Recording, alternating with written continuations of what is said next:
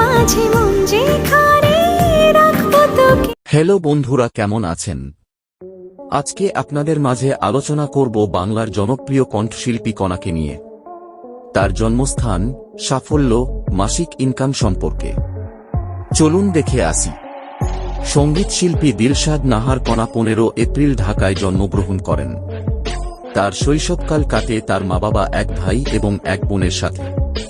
কণার ভালো নাম দিলশাদ নাহার কণা হলেও পারিবারিক পরিমণ্ডলে তিনি আরও দুটি নামে পরিচিত। বাবা মায়ের কাছে কণা নামটি কণাতে রূপান্তরিত হলেও বাচ্চাদের কাছে তার নামটি আরও মজার, কণামোনা। জীবনের প্রথম কোনো গানের প্রতিযোগিতায় অংশগ্রহণ করে এ শিল্পী দ্বিতীয় স্থান অর্জন করেন, আর তাও মাত্র 5 বছর বয়সে। কণা তার সঙ্গীত জীবন শুরু করেন 2000 সালে। কণার প্রথম অ্যালবাম জ্যামিতিক ভালোবাসা, যা বের হয় 2006 সালে।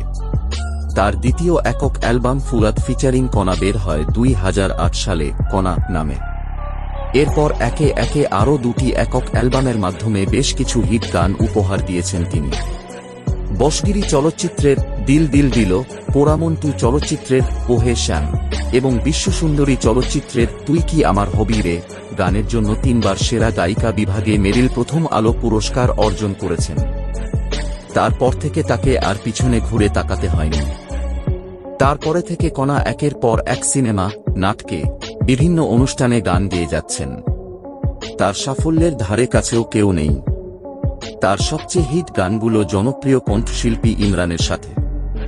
2024 সালের ঈদের মুক্তি পাওয়া শাকিব খানের তুফান সিনেমার দুষ্টু কোকিল গান গেয়ে সোশ্যাল মিডিয়াতে বেশ জনপ্রিয়তা পেয়েছে কণা।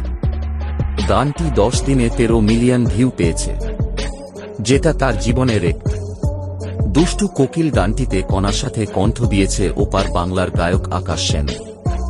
গানটি বর্তমানে সকল নেট দুনিয়াতে ট্রেন্ডিংয়ে রয়েছে।